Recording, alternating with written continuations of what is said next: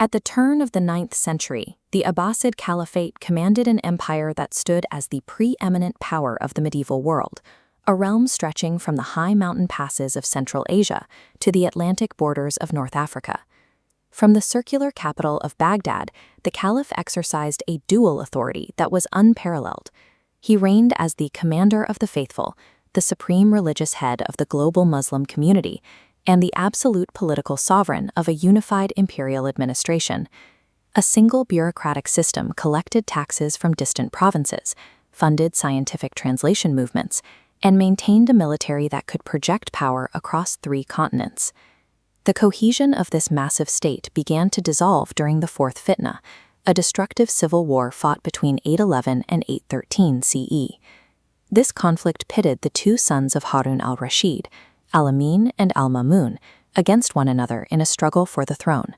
The war was not merely a family dispute, it was a total breakdown of the imperial order. During the brutal siege of Baghdad, the traditional military factions that had sustained Abbasid power for decades, the Arab tribal regiments and the elite Khorasani guards, were decimated or disillusioned. The loyalties that had bound the empire's military to the central government were burned away in the ruins of the capital. To replace these broken loyalties, Caliph al-Mu'tasim, who reigned from 833 to 842 CE, introduced a radical and lasting change to the nature of Islamic power. He bypassed the unreliable local factions and created the Ghilman, a private, highly loyal military corps composed of enslaved Central Asian Turkic soldiers.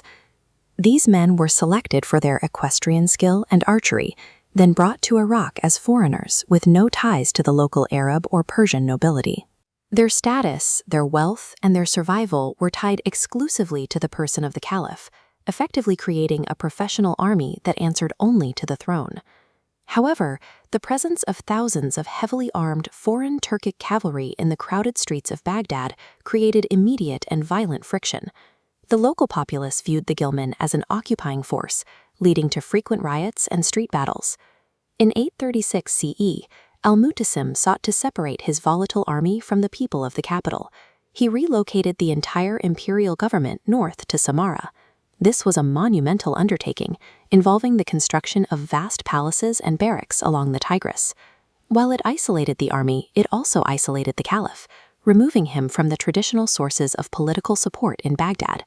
However, this isolation backfired with terrifying speed. In the barracks of Samarra, the Turkic officers realized that without the Caliph, they had no legitimacy, but without them, the Caliph had no power. This realization turned the imperial guard into kingmakers. When Caliph al-Mutawakkil attempted to curb their rising influence in 861 CE, he was assassinated by his own Turkic officers. This act triggered the anarchy at Samarra, a decade of staggering instability where 4 caliphs were successively installed, deposed, and murdered by their own guards. The caliphate, once the absolute master of its military, had become a hostage to it. The violence in Samarra echoed across the empire. As the central government turned inward to survive the military's whims, the mechanisms of the state began to fail. Baghdad's central tax collection collapsed. Governors stopped receiving their orders. This anarchy created a vacuum that could not be filled by a weakened center, forcing local leaders to look to their own defenses. The age of a unified, centrally managed empire was over, leaving a hollowed-out state at the mercy of its own provinces. We are about to see how this collapse allowed regional warlords to carve up the map. But first, if you are finding this history as fascinating as we do, please take a moment to like the video and subscribe to the channel. It is the best way to help us keep these long-form documentaries coming. In the east, the provinces of Persia and Transoxiana were the first to drift away from Baghdad's control. Local governors began to transform their administrative posts into hereditary, autonomous dynasties. The Tahirids, established in Khorasan by Tahir ibn Hussein, were the first to walk this fine line. They maintained outward allegiance to the caliph in Friday prayers while operating as independent rulers. They were eventually challenged by the Safarids, founded by Yaqub ibn al-Layth al-Safar. Yaqub was a populist coppersmith who rose from the streets of Sistan to become a powerful warlord. Unlike the Tahirids, he held no reverence for the center. He drove out the caliph's governors and marched directly on Baghdad, only being repelled at the Battle of Deir al-Aqul in 876 CE. Following the Safarid expansion, a more stable power emerged in the far northeast, the Sultanates.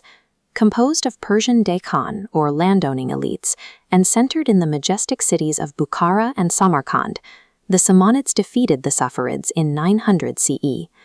Under their rule, the East experienced a brilliant cultural and linguistic revival known as the Persian Renaissance. While the Samanids remained strictly Sunni and formally acknowledged the caliph's religious authority, they effectively governed Transoxiana and Khorasan as an independent empire, patronizing poets and scholars who would define the Persian language for centuries. Simultaneously, the western half of the empire was shattering along similar lines. In North Africa, the Abbasids ruled Ifriqiya, modern Tunisia, as hereditary emirs, utilizing their autonomy to launch the conquest of Byzantine Sicily. In Egypt, the situation was even more dire for Baghdad. Ahmad ibn Tulun, a Turkic officer originally sent to manage the province, withheld Egypt's immense grain and tax revenues to build a massive independent army. The Tulunids expanded their control into Syria, creating a model for future dynasties like the Ikhshidids, who would continue to govern Egypt and the Levant as de facto independent states, while paying only lip service to the caliph. By the early 10th century, the political concept of a single, unified Islamic caliphate, the idea that one leader represented the entire community, fractured irreversibly. The breakdown was no longer just about taxes or territory, it was about the very soul of the religion. In 909 CE, the Fatimid Caliphate was founded in North Africa by Abdallah al-Mahdi Billah, who claimed descent from the Prophet's daughter, Fatima. Championing Ismaili Shi'ism, the Fatimids were a direct ideological threat to the Abbasids. In 969 CE, they conquered Egypt, founded the city of Cairo, and seized control of the holy cities of Mecca and Medina. This expansion forced a response in the far west. In Al-Andalus, the Umayyad emir Abd al-Rahman III declared himself the true commander of the faithful to counter the Fatimids. As we see in the incredible architectural detail of the Great Mosque of Cordoba, the Umayyad Caliphate possessed the wealth and artistic sophistication to claim a status equal to any power in the East. This explosion of regional autonomy and rival religious claims left the original Abbasid Caliph in Iraq stripped of authority. With no provincial revenue and no physical defense, the Caliph was reduced to a powerless figurehead, trapped in a palace he could no longer afford to maintain, ruling over a city that no longer feared his word. The final loss of temporal power occurred in 945 CE. The Buyids, a Dilamite Shia confederation from the rugged mountains of northern Iran, marched into Baghdad unopposed. Led by Ahmad ibn Buya, the Buyids were not interested in religious leadership. They wanted the machinery of the state. The Buyids treated the Sunni Caliphate with calculated coldness. They preserved the institution as a source of legal legitimacy, but they stripped the caliph of every vestige of real power. Assuming the title of Amir el-Umara, or Chief Emir, the Buyids later revived ancient Persian titles like Shahanshah, or King of Kings. Caliphs were now treated as pensioners, they were placed on stipends, and several were blinded or deposed at the discretion of their Buyid masters.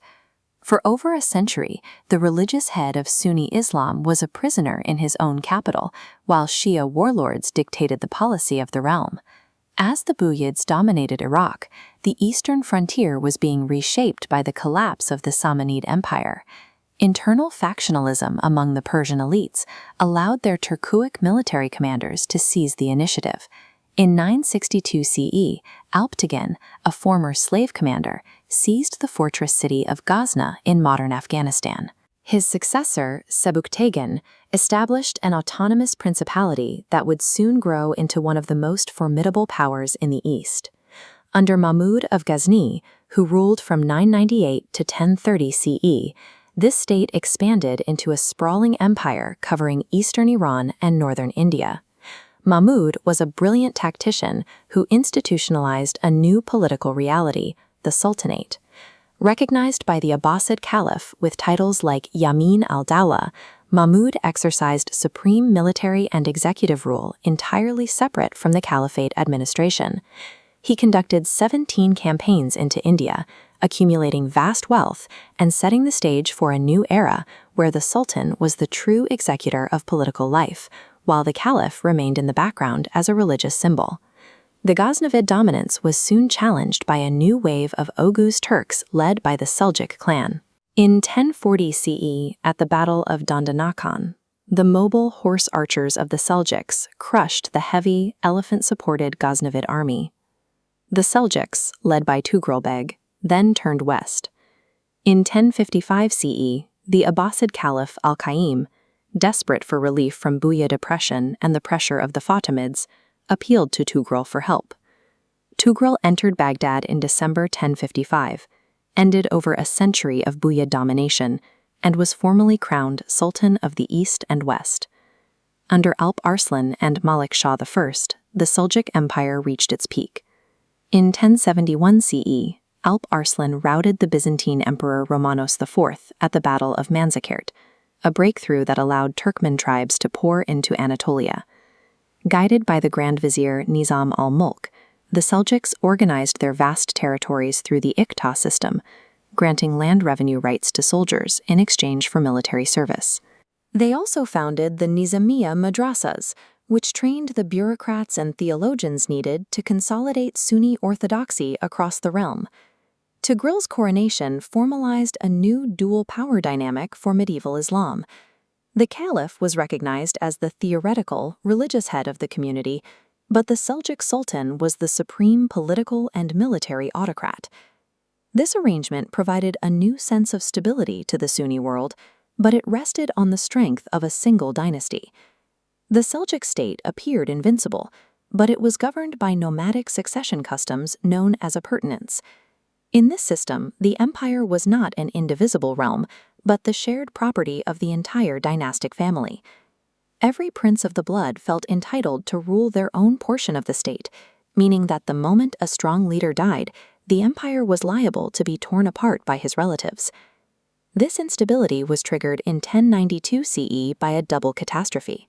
In October, the Grand Vizier Nizam al-Mulk was assassinated by the Order of Assassins, a radical Shia sect. Just weeks later, Sultan Malik Shah died under suspicious circumstances in Baghdad. Without the Sultan's strength or the vizier's administrative genius, the central authority of the Seljuk Empire dissolved almost instantly. Malik Shah's sons immediately plunged the empire into a prolonged and bitter civil war. As they fought for control of the center, power in the provinces devolved to Turkic military tutors known as atabegs. These men were supposed to guard the younger Seljuk princes, but in the chaos they began to rule for themselves, turning the western frontier into a patchwork of independent city-states. This atabeg system created a landscape of deep distrust. Dukak seized Damascus while his brother Radwan controlled Aleppo.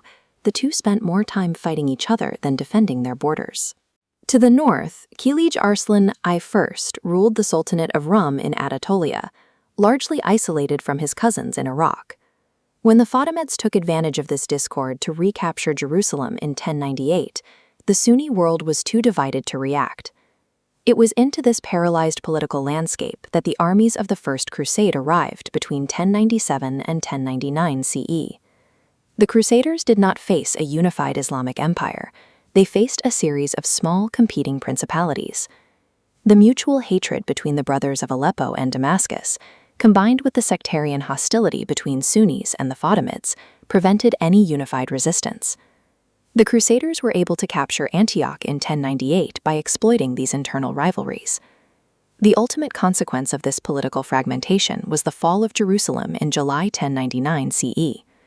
The Crusader breach of the city walls marked the establishment of 4 Crusader states, known as Outremer, carved out of the fractured borderlands of the Islamic world.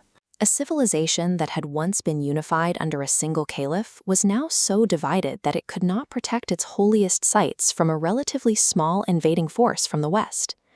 Over 3 centuries, internal military reliance and succession customs turned a unified civilization into a network of competing militarized sultanates. The Abbasid decline forever changed the political shape of the Middle East, moving the center of gravity from the caliph to the sultan. Thank you for watching this chapter of our series.